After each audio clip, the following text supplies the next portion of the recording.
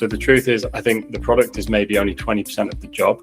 The other 80% is marketing, distribution, trust, and persistence. The clinical work keeps you honest and keeps you close to the problem and can fund the build. And that's a great place to be. So for the other entrepreneurial dentists out there,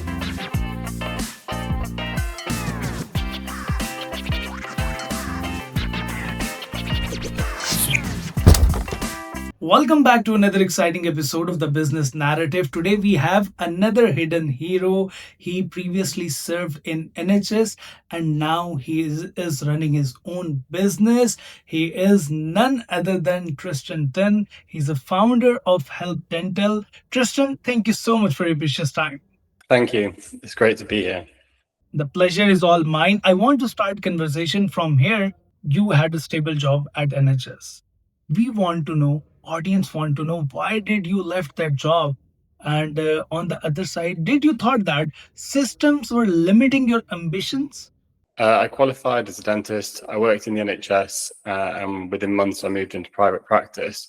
That move wasn't a protest about the NHS system. It was just where my clinical interest went. I really liked aesthetic restorative dental work on multi-tooth cases, taking the time to do things properly. The NHS contract doesn't fully let you do just that.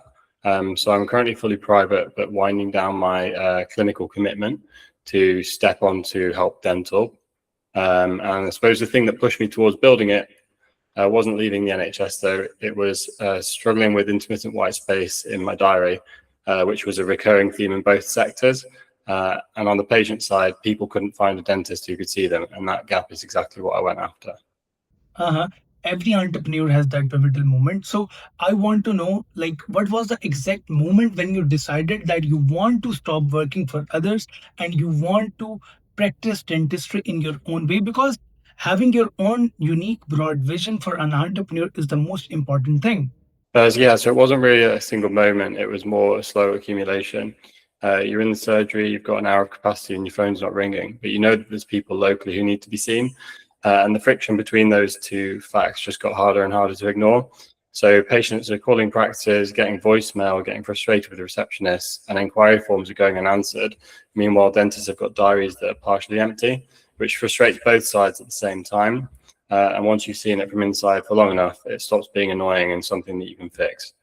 Entrepreneurship is all about risk taking. So can you explain that? How did that shift doing a secure job to startup uncertainty feels early on? Yeah, I think for me, it's actually been less dramatic than what people think. I haven't fully given up clinical work. I am phasing away and seeing less. Obviously, that has a significant impact on my income. So the opportunity cost of not going to surgery every day is certainly real. HelpDental is being built more on the side, bootstrapped so far without investment, just to keep things clean and simple. And I suppose the uncertainty is more about the opportunity cost and whether you're spending these spare days, evenings, and weekends on something that might or might not actually matter in 3 years. And I think that's the piece that you have to make as an entrepreneur. You're not going to know for ages. Yes, you can get a signal, but you keep going because you can see the problem clearly and nobody else wants to be solving it in the right way. Looking at your entrepreneurial journey very closely, I want to ask this: what was the biggest market inefficiency you noticed? It was access, it was outdated systems, or it was cost? I think, yeah, it's a combination of all three, really. It's discovery and the booking handoff. And yeah, cost matters, access matters, but you can't fix either if a patient can't find the available appointment, right? If a patient searches and gets a list of 10 practices and rings half of them and they don't pick up and the others say they'll call back, but those other practices nearby have empty slots they want to fill, the inefficiency is the layer between the intent of the patient and the confirmed appointment from the practice. And that's what HelpDental is trying to compress. We want to show real live availability and book it directly into the practice system, just like other countries already have. Can you share your strategies, how you identified market gaps and how you build a solution to cover all those gaps? Yeah, I mean, the big one really in the UK is no one had connected the patient search journey to live practice management systems. So you see directory sites, review sites, NHS Find a Dentist, but none of those could actually book you in or give you live availability. They'd hand you a phone number or an inquiry form and walk away. Meanwhile, most practices are already running digital practice management systems. The two worlds just weren't talking together. The other gap, less obvious, is that patients want NHS and private results in one place.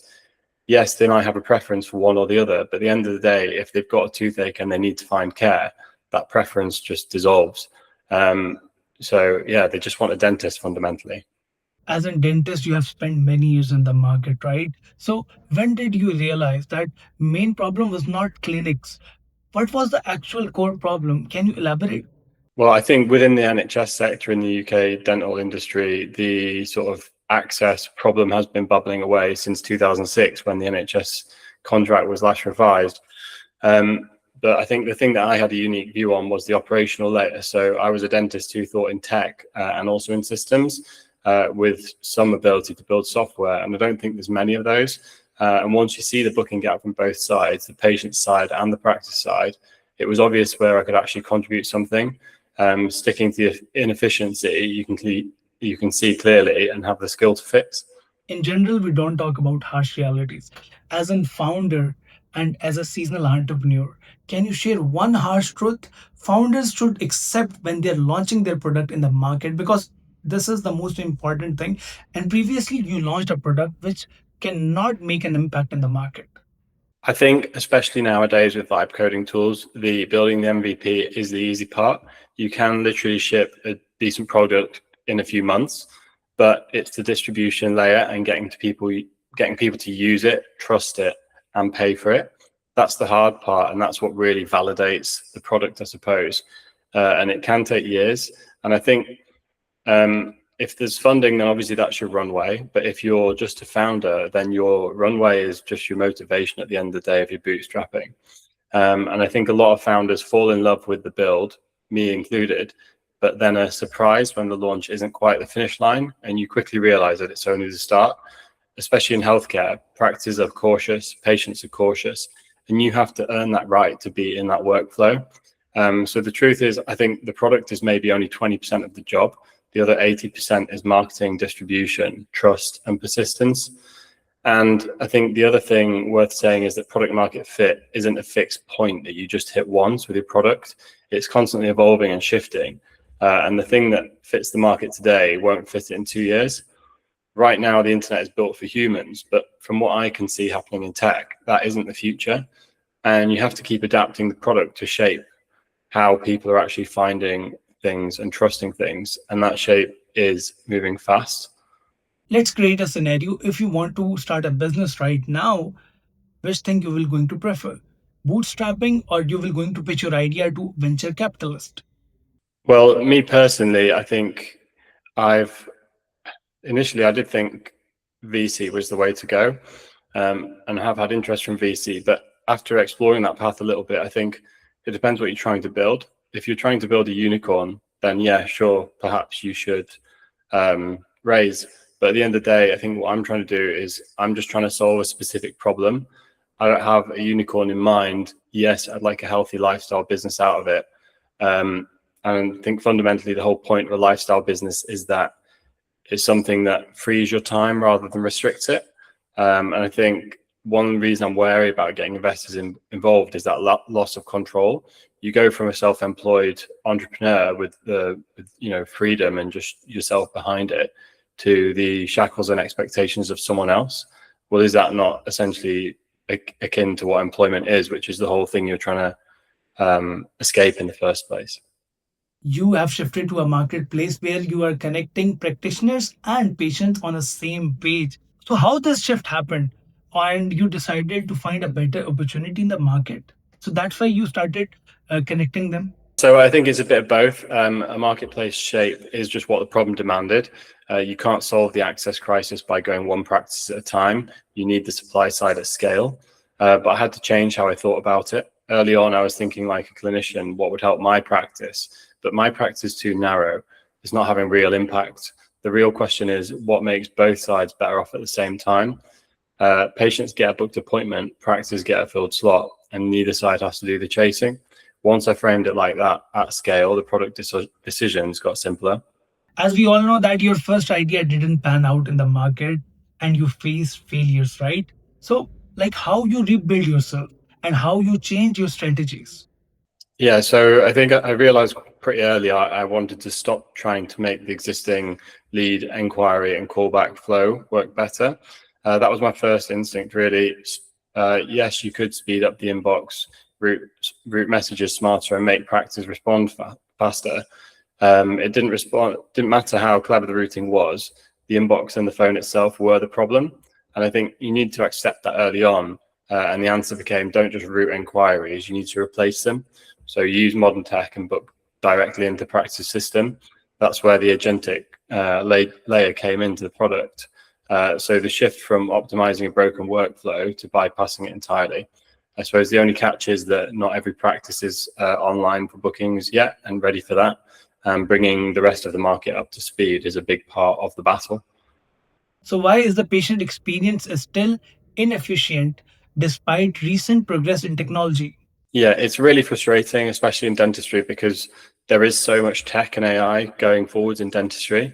But I feel like all the progress has happened inside the practice, inside the clinical workflows, and not so much at the patient's access layer. Practices have got great clinical software, great imaging, and great to reasonable practice management software systems. What hasn't been built is the layer that connects those two. There's no consumer facing booking standard the way there is in hospitality or travel. Each practice is its own little fragmented island with a website, phone number, and then add to that the regulatory caution in healthcare and the fact that dentistry is fragmented across thousands of independent practices. And you get an industry where the back office is modern and the front door is still a phone call or a knock. So, lastly, if you get a chance to give one advice to your younger self, what would be that advice? I think it would have been scratching the entrepreneurial itch sooner in life. I'm mid-30s now, and I've always had that itch, but I've never executed on it, not fully. And looking back, you see you're so close to all these opportunities and you never acted on it. So I think starting sooner and caring less about the first venture and whether it's right or wrong. The first thing you make will not be right, neither will the second. And I spent a couple of years thinking about this. And ultimately, I should have just shipped it in 2 months and then let reality correct me. And the other thing, I think it's less startup flavored, would be patient with the clinical side of being a dentist. You don't have to leave dentistry to build something in dentistry. The clinical work keeps you honest and keeps you close to the problem and can fund the build. And that's a great place to be. So for the other entrepreneurial dentists out there, don't be in a rush to escape it, embrace it. Thank you so much, Doctor, for your precious time. And I hope all the viewers will going to love the podcast. If you love the podcast, do subscribe the channel, press the bell icon. We will be going to meet you in another exciting episode. Till then, keep daring, keep listening, and keep achieving your goals.